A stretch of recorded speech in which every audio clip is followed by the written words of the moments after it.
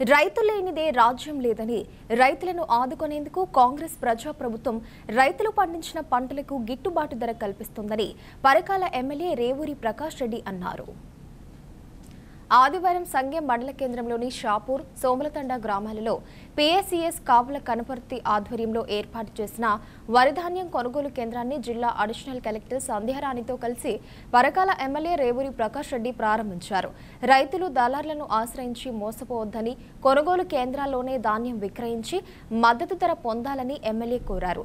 రైతులు పండించిన ప్రతి ధాన్యం గింజను ప్రభుత్వమే కొనుగోలు చేస్తుందన్నారు. కాంగ్రెస్ ప్రజాప్రభుత్వం రైతు గర్వంగా బ్రతికేలా కృషి చేస్తుందని అన్నారు. మారుతున్న కాలానికి అనుగుణంగా రైతులు పండించిన పంటలు ప్రపంచ మార్కెట్లో పోటీపడి అమ్ముకునేలా కాంగ్రెస్ ప్రజాప్రభుత్వం రైతులకు ఆధునిక వ్యవసాయంపై శిక్షణ ఇచ్చే బాధ్యతలను రైతు సహకార సంఘాలకు ఇస్తున్నదని అన్నారు. రైతు సంక్షేమమే ధ్యేయంగా కాంగ్రెస్ ప్రజాప్రభుత్వం పనిచేస్తుందని తెలిపారు.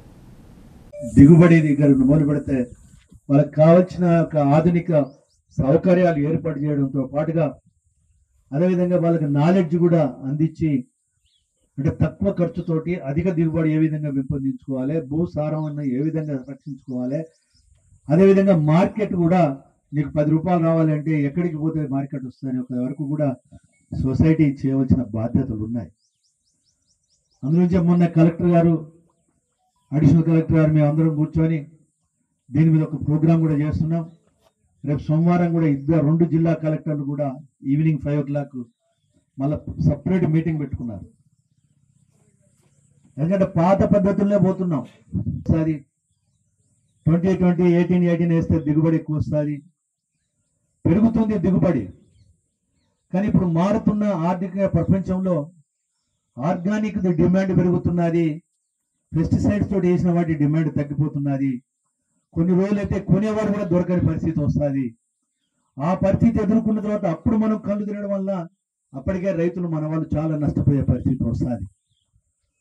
అందులోంచి నేను శాసనసభ్యుడు అయిన వెంటనే మొత్తం సొసైటీస్ అన్ని మీటింగ్ పెట్టా, వాళ్ళందరినీ ములకనూరు పంపించా.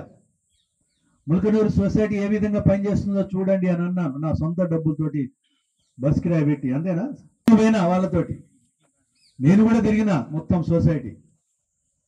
అందులోంచి రైతులు కూడా దయచేసి మీరు అర్థం చేసుకోండి, మార్పు రావాలి. ఇవాళ దిగుబడి కిలోలు చూసుకుంటాను, మీరు మాకు ఎన్ని క్వింటాలు వచ్చిందో లెక్క పెట్టుకుంటున్నారు. కానీ రేపు పొద్దున భవిష్యత్ ఏంటి, మన పిల్లల భవిష్యత్ ఏంటి, రాబోయే తరాల భవిష్యత్ ఏంటి, అదేవిధంగా రైతు భవిష్యత్ ఏంటి. రైతు భవిష్యత్తు కూడా దినదినం దిగబడిపోతున్నది, దిగజారిపోతున్నది, వాళ్ళ భవిష్యత్తు దెబ్బతింటున్నది. కనుక ఇక్కడ రైతు ఆర్థిక పరిస్థితులు పెంచాలి, ప్రజలకు ఏది కావాలో అది మనం అందించే స్థాయికి వెళ్ళిపోవాలి అన్నప్పుడు ఈ సొసైటీస్ బాధ్యత. మొదట నేను అనుకున్నా ఎఫ్ఐల యొక్క శిక్షణ, అంటే ఇండస్ట్రియల్ ట్రైనింగ్ శిక్షణ కేంద్రాలను దాని మీద వెనుకబడ్డా, ఇప్పుడు రైతు సొసైటీస్ మీద వెనుకబడుతున్నా. అందులోంచి మీ సొసైటీ వాళ్ళని కూడా నేను రిక్వెస్ట్ చేస్తున్నా, ఇది ఒక ఆపర్చునిటీ, ఒక అవకాశం మీకు. ఇది చాలా మరి, అంటే మీరు ఫైనాన్షియల్గా స్ట్రెంథన్ కావచ్చు, ఫార్మర్ను స్ట్రెంథన్ చేయవచ్చు. ఈ రెండింటిని దృక్పథం పెట్టుకొని మనం ముందుకు పోవాల్సిన అవసరం ఉన్నది.